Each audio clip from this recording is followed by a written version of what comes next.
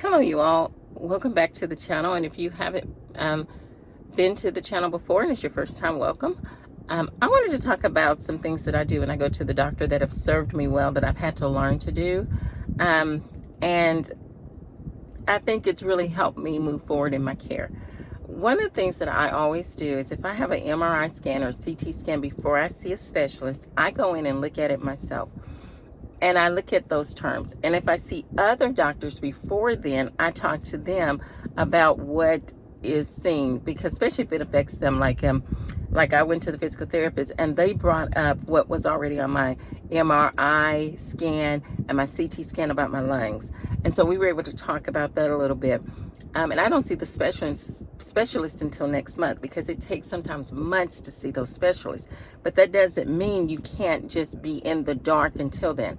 I've talked to my wellness chiropractor about it. I've talked to another doctor about the situation. It was my oncologist. I talked to her about it and she listened to my lungs.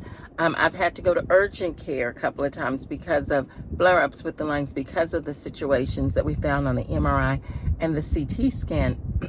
So when I go in, I'm educated on what it is. So it's not like me just walking in blind. So when they start to talk, I can ask questions. Another thing too is I ask a lot of questions. I'm the one that's living with this situation. I've had to wait months to see this specialist. They are getting paid, guys. I don't know if you ever looked at your insurance, how much insurance pays out for you to see a specialist.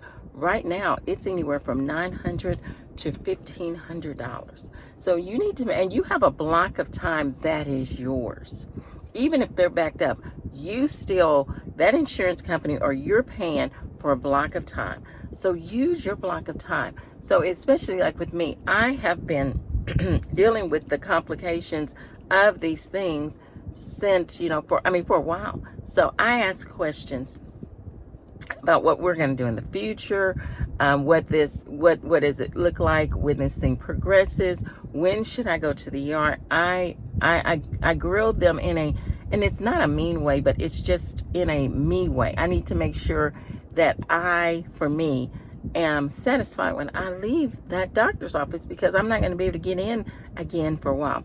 Another thing I do is I go in with the position of, this is about me. This is why he's here. I advocated for me.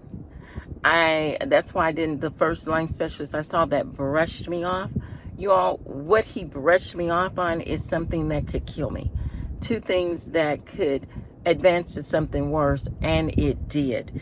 And so when something like that happens, also, I make sure when they do the survey, I put the real what happened and how I feel about that doctor in the survey, because they got paid for not helping me.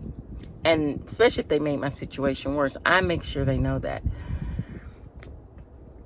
And so anyway, so that's just something you need to be ready for, because I'm not saying that all my doctors have been bad, because they haven't. But I'd say in my lifetime, 25% of the doctors that I have seen have not done what they were paid to do, and have acted annoyed with me for asking questions about my situation that they're the specialist in, or they're the doctor that's supposed to help me in. But I don't let that get to me, you all, because I can always switch. And so you just make sure that your primary doctor is someone that you can work with, and it is for you. And you just let your primary doctor know what happened, and they will immediately put in, or they should immediately put in for you to see someone else, because this is your body. I watch a lot of, another thing that I do is I watch a lot of people going through things on YouTube, and I watch their stories, and there's so many people that I watch that have died now. They've died because they went to the doctor, the specialist ignored their symptoms or didn't take them seriously. So by the time they saw someone else, it had already advanced. So by the time they were in late stage, whatever that situation was, that had it been treated earlier, they would have had a better chance of survival. So this is your life, you all. And I remind myself about those types of things in my head when I'm before a doctor that's acting obstinate with me. I advocate for me, and I let them know, because I'm the one that's living in this body. I'm the one that's experiencing these symptoms.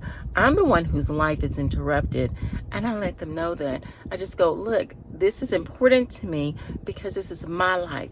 I can't do these things because of these symptoms. And if they act exasperated with me as they talk to me, I don't see them again. I just switch doctors, because I don't go in, and my insurance is not paying, and the part that I pay, we are not paying for me to go in and be harassed and be belittled and be ignored. And that's exactly the way I have felt a lot of times going to the doctor. So I just don't go back to that person. I don't let them abuse me because they have a title and I don't. This is my life.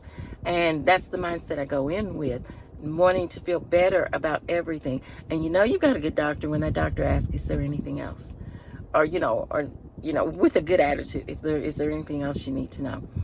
And so remember, you have a block of time that is yours, that is already paid for. So even if they're behind, that's not your fault. You still have your block of time.